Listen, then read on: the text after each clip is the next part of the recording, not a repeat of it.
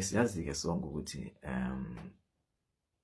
the creator of all umoya i-energy. So into eyenzeka ke la ukuthi wadala umuntu oqala emhlabeni okuNkulunkulu, umveli kuqala, our first ancestor, umkhulu womkhulu. So uNkulunkulu ke noma the creator mayengafuni ukuba umoya uba yithi uba inyama. So kushuthi mawufuna ukubona uNkulunkulu kumele uzibheke esibukweni noma esipilini, ngoba uNkulunkulu ngokuyiBhayibheli uthi usidale ngomfanekiso wakhe. So thina singabantwana bakamveli nqangi, umkhulu omkhulu, the first ancestor, the first person onjengathi, i-creation yakhe ke ithina, right? Umveli nqangi. Esidala kanjani na?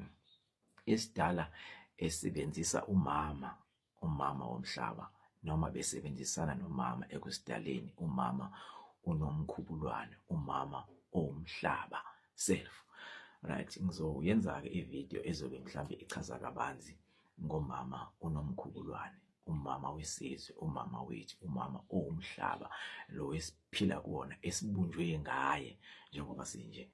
Okay, so uxhumana kanjani ke nathi umveli nqangi?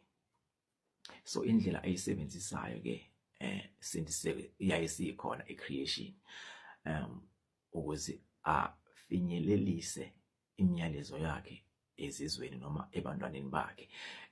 Wayesebenzisana kakhulu namakhosi. Kuba namakhosi ke omhlaba, kuba namakhosi ezizwe, bese kuphinda kuba namakhosi amakhaya ngamakhaya. Ilapho ke uNkulunkulu axhumana nawo ke lawo makhosi lawo ukuze afinyelelise information noma ulwazi kithina siyabantwana bakhe. So ngekhathi ke zakudala bengaka afika belungu bahlangahlanganisa inkolo yethu yakamoya. Kwakuke amakhosi makukhona mhlambe izinto angasayitholi kahle njengoba ekhethiwe ukuthi kube wona abusa emhlabeni, ayinyukela entabeni. Entabeni ke ilapho ayohlangana khona nomveli nqangi. Umveli nqangi ke akwazi ukumbona ngamehlo kuphela, uyozwa nje izwi ngoba uvibrate kakhulu nge-throat chakra. You can only hear ivoice yakhe, yena akwazi ukumbona. Akekho ongathi sekwambona uNkulunkulu. Awumboni uNkulunkulu, uza nje kuphela ngezwi. Ingakho neBhayibheli lithi uyizwi, uyilizwi, ngoba uyizwi, umoya omphefumulo. Ngizoke ngichaze kancane lapho. Mhlambe noma ingane mhlambe mayiphuma kuma wayo, noma thina masiphuma eziswini zoma bethu, before mhlambe ingane izokhala, angithi ingane mayisuke imawayo isuke iphefumula ngomoya kamawayo, right? We feed through our mothers masesesini zabo until siphumele ngaphandle. Masiphumela ngaphandle kunale gap nyana yesikhala esisala. Ingane mayizophuma lapho isuke isizophefumula ngomoya wayo, hayi kamawayo. So ingane mayiphuma immediately iphuma eswini. Umveli nqangi ke ngoba umoya uyiphefumulela, ilapha iphefumulela khona ingane ngomoya, ingane bese iyakhala. Ikhathi ke ziyashiyana kancane. Enye ingane inokuphuma ingakhali, isuke ngaphefumulike lapho. Wonke umuntu uyaphenika lapho, mhlambe ukuthi mhlambe ama-second nyana bese ingane iyakhala, usuke seyiphefumuleleke ngomoya wakhe lo esiphila ngawo la emhlabeni, njengoba siphefumula nje siphefumula yena umveli nqangi, right? So njengoba esuke ebize noma esamone amakhosi entabeni, usuke ezodlulisa imiyalezo kubo.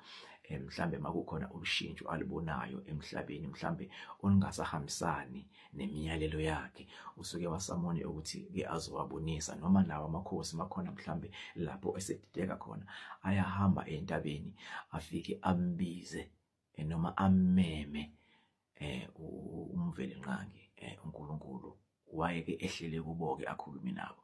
So mhlambe kulaba abajwayele ukuhike ey'ntabeni kunalezi indawo lezi nokuyibona ey'ntabeni eziba ama-circle ziba yigogela nje lapho ezinye mhlambe kuba itshe elikhulu eliphana indawo bese kuba indawo nje evulekile open space. Thola ukuthi buyamila utshani kwezinye indawo kodwa kuleyo ndawo akuvamisile kumele utshani ngoba isuka iqinile isuke iqinile isuke ingakhonkiwe kodwa nje isuke indawo obonayo ukuthi kukhona kwakwenzeka la noma mhlambe nje ibe yamatshe nje ayisigogela ayisircle lapha.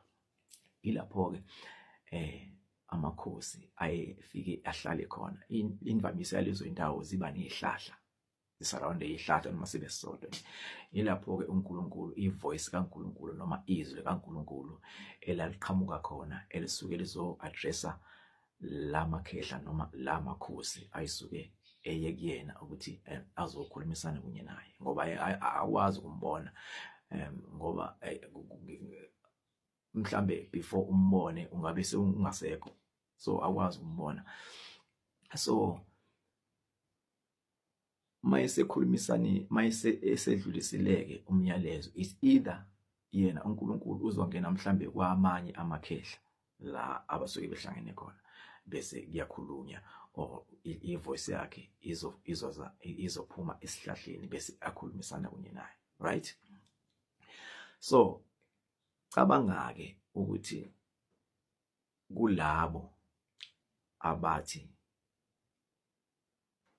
abantu asebadlula emhlabeni, abantu bakini asebadlula emhlabeni, ubabiza ngamadimoni, ukuthi awuthuki kuphela abantu bakini, uthuka umdali wakho yena self, futhi uthuka uNkulunkulu, uthuka umveli qala, uthuka umveli nqangi yena self mawuthi abantu bakini bamadimoni ngoba abantu bakini badalwe ngomfanekiso wakhe, bayi-creation yakhe uNkulunkulu.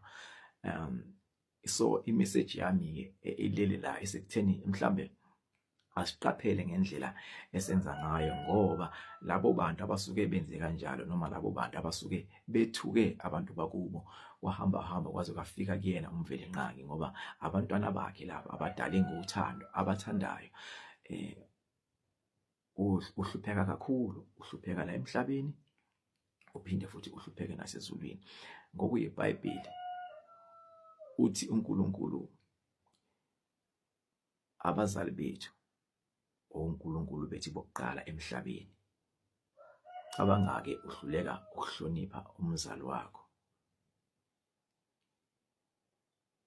Umhlonipha kanjani-ke umdali wakho ongamboni, ungakaze futhi umbone, ombona kuphela ngezenzo? Noma sewukushilo lokho noma sewumthukile, still uyakuthanda and futhi uzokunika isikhathi. Njengoba umthuka nje, umthuka uphuza amanzi akhe, right? Umzimba lo wakho owakhe, right? Uhamba emhlabeni wakhe, konke lokho oyikhona wena okwakhe, kodwa still uyakuyekelela umthuka unjalo ngoba uNkulunkulu onesineke, uNkulunkulu onomhawu usuke sakunikezile isikhathi sokuthi ushintshe. Lusuke lukhona-ke ulwazi olusuke lukhona olusuke lukubuyisa ukuthi yeka lokho okwenzayo ngoba akukho right. Ungakhulumi ngendlela okhuluma ngayo ngoba ayikho right.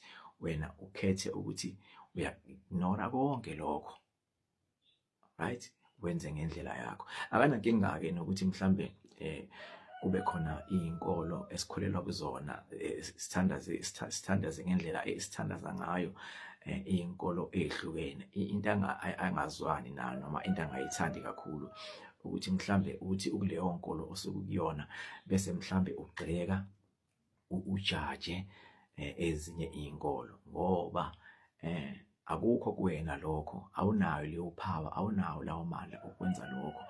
Uyena-ke yedwa onamandla okwahlulela.